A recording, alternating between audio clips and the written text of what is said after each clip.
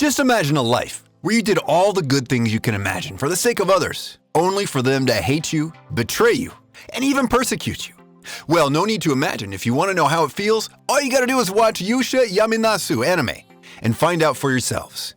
That's why for today I'll be reviewing this anime, and it's so far released 3 episodes. So, before we begin, be sure to like, subscribe, and press that bell icon to keep you notified of all our new content.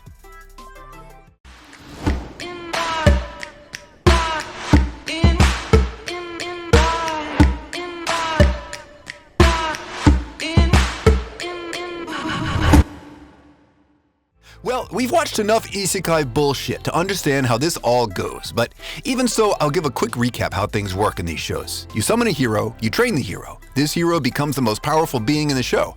He then single-handedly defeats the Demon Lord and ensuring peace for the next millennia. You make this hero a statue and tell of his tales and bravery fighting the fights you never could for you putting his life on the line. He then retires or goes back to his world, the end. Well, this freaking anime didn't get the damn memo and decided to freaking improvise random bullshit on their own. After the hero Leo defeated the demon queen Echidna and decimated her army as well as her 4 generals, he returns to the humans, expecting the warm welcome of a hero and glory, and the love of his people waiting for him. What he got instead was the weird looks and alienating behavior of the villagers he once protected. In return, even some of them had the damn audacity to call him a monster instead of hero, just because of how strong he is. I guess it was right after all that no good deed goes unpunished. But that's just the people, right? They wouldn't know any better, of course. The king would grant him the glory and the warm welcome of a true hero just like he deserves, right? If you consider exile as a warm welcome and a fitting award, then yeah, sure, this king gave him the best of awards.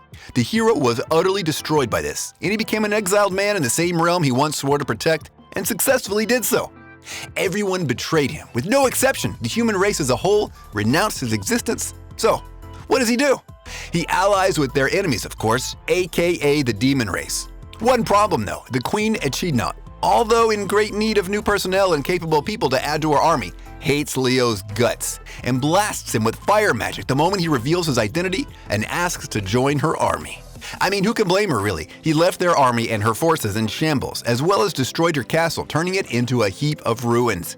The 4 generals, however, having fought him already and lost to him almost immediately, especially Shutina, the caster, recognize his worth and decide to indoctrinate him as a temp for now, and actually put him under the test.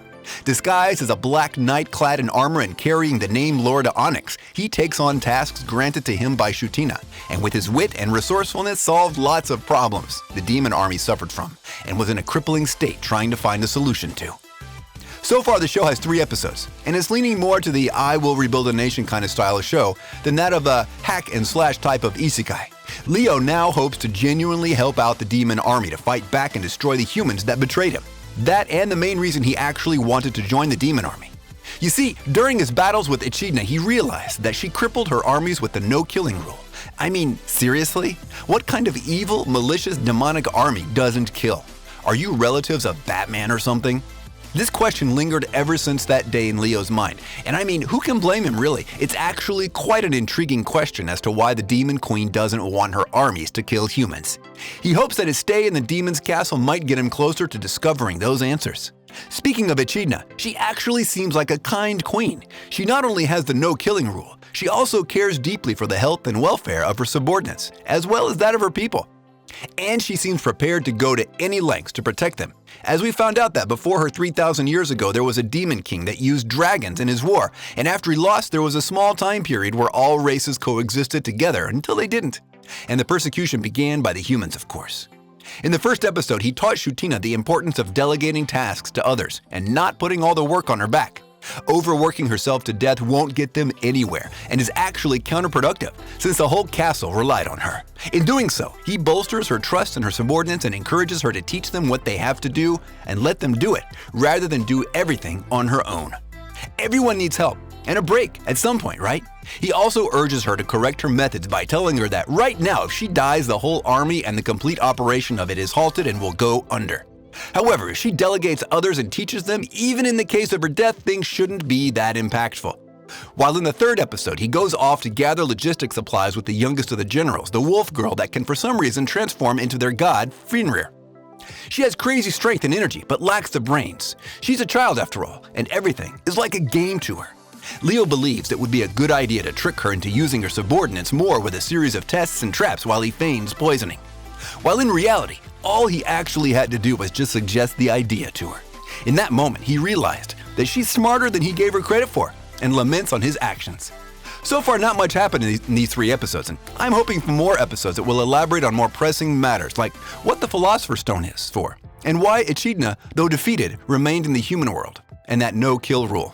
My final verdict to the show so far is that it's alright. It's not trying to outdo other shows, but it also has a unique new way of looking at how a hero might be treated in one of the worst-case scenarios, and how he would respond to that.